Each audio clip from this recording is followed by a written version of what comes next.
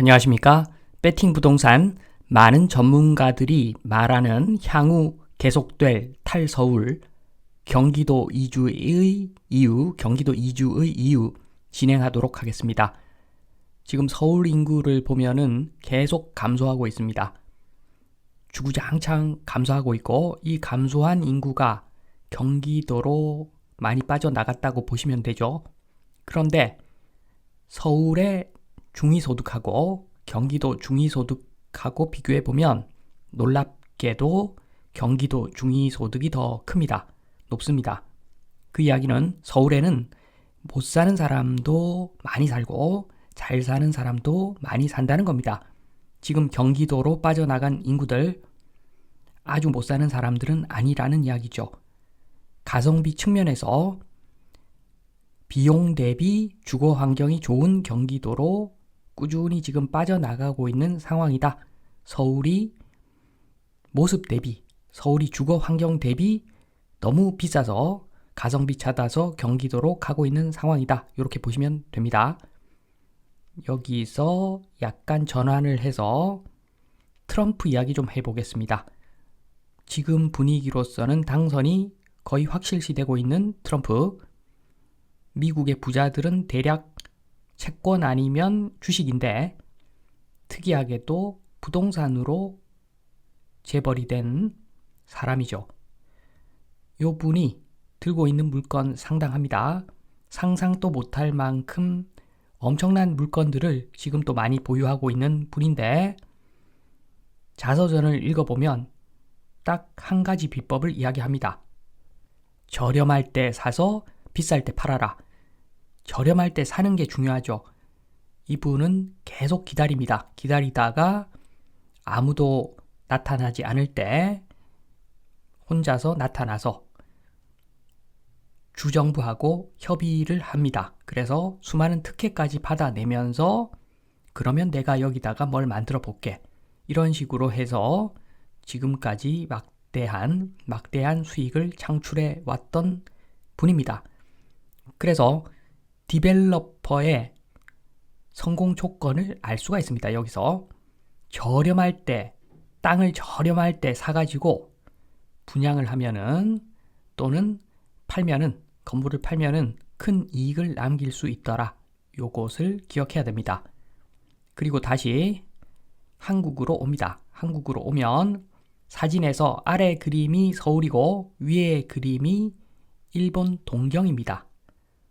놀랍게도 동경보다도 서울이 평균적으로 층고가 더 높습니다. 용적률이 높죠.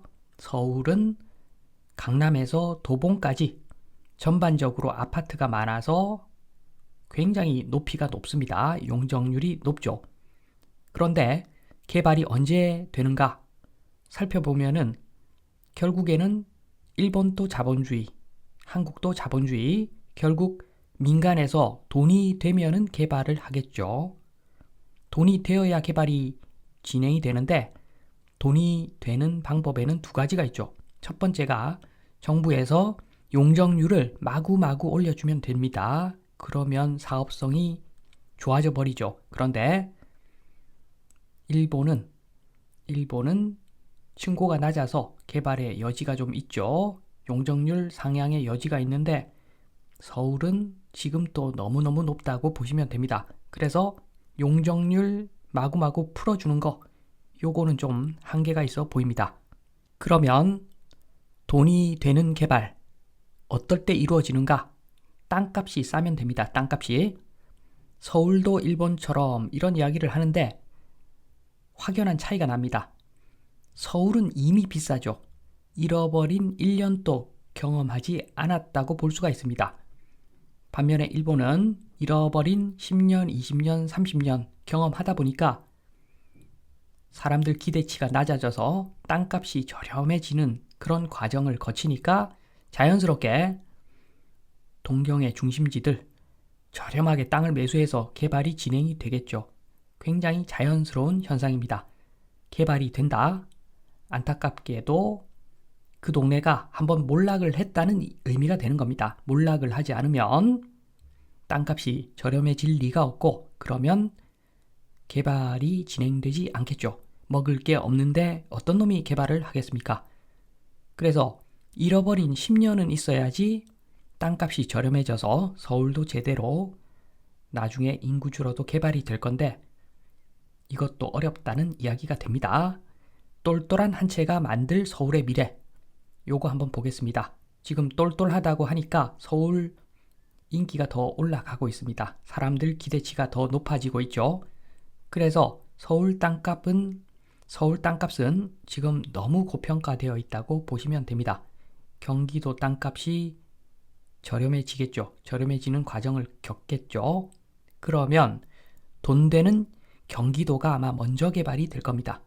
이렇게 되면 깨끗한 주거지가 서울보다 경기도에 오히려 많아지면서 여전히 계속 서울에서 인구가 경기도로 빠져나갈 것으로 보여집니다. 그리고 이 과정을 거쳐서 서울에 슬럼 지역이 많이 생겨나서 정말 서울 센터 가면은 못 살겠더라. 이런 소문까지 퍼져서 그 주인들 기대치도 낮아져서 땅값을 저가에 던지는 그런 사태가 발생을 하고 나서 서울이 땅값이 담백해지면 그때 아마 개발이 시작될 것 같습니다. 그래서 제가 말씀드리고자 하는 것은 지금은 똘똘한 한 채 바람이죠. 서울만 가격이 올라간다고 하고 있습니다. 그럴 리가 없죠. 서울 대부분이 기대 수준이 높아가지고 당분간은 들고 있으면은 금융 비용만 아마 발생을 할 겁니다. 땅 주인들이 다 너나 나나 다 많이 받고 싶어서 속된 말로 버팅기기 하다 보면은 사업 진행이 안 되겠죠. 그러면 결국 손해는 땅 주인들이 보는 겁니다. 금융 비용만 계속 주구장창 발생한다는 겁니다. 그러니까 지금은 서울 투자할 시기가 아니다.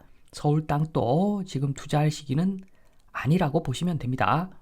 부연 설명을 드리면 서울의 A 땅 소유자의 자산 변화를 보겠습니다. 지금 현 소유자는 엄청나게 오랜 시간 동안 버텨야 됩니다. 초장기간 이자 부담하겠죠. 지금 또 굉장히 깨끗한 건물 상태는 아니라서 임대료도 많이 못 받겠죠.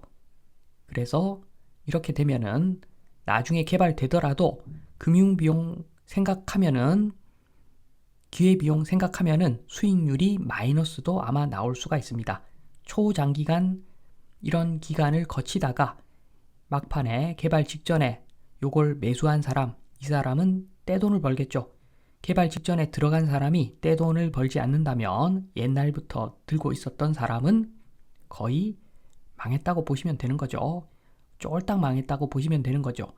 이렇게 해서 장기간 기다렸다가 개발하더라도 사실상 망한 것인데 왜 이런 짓을 합니까? 지금 서울 땅 투자할 시기는 아니라고 보시면 됩니다. 그래서 임대 수익률을 제가 말씀드립니다. 임대 수익률이 최소한 5% 정도는 나오면 그 정도 나오면 버티면 됩니다. 그런데 그게 아니면은 망하는 투자가 될 확률이 높다고 보시면 됩니다. 마무리를 좀 하겠습니다. 센터에 있는 사진, 슬럼가죠. 슬럼가. 왜 슬럼가겠습니까? 모습 그대로 저런 모습이니까 가격이 싸야지 슬럼가라고 할 수가 있습니다. 만약 저 땅이 평당 7천만 원이다. 개발이 안 되겠죠. 만약에 평당 2천만 원까지 떨어진다. 그러면 개발이 아마 진행될 겁니다. 그래서 슬럼가라서 개발이 되는 것이 아니라 거래되는 땅값이 저렴해서 개발이 되는 것인데 우리나라 사람들 대충 다 저렇게 슬럼가가 되면은 이제 곧 개발이겠구나. 그래서 기대치가 높습니다. 서울은 이런 슬럼가인데 준 핵심지만큼 땅값이 비싼 그런 곳이 여러 군데 있죠. 이러니까 개발이 당분간 되겠습니까? 개발 안 된다는 이야기입니다. 엄청나게 또 부채를 일으켜서 정부가 부채 풀어가지고 또 폭등 하면은 개발 되겠지만 지금 그런 상황이 아니라서 지금은 서울 땅 투자할 시기가 절대 아니다. 말씀을 드리면서 이만 마치도록 하겠습니다. 감사합니다.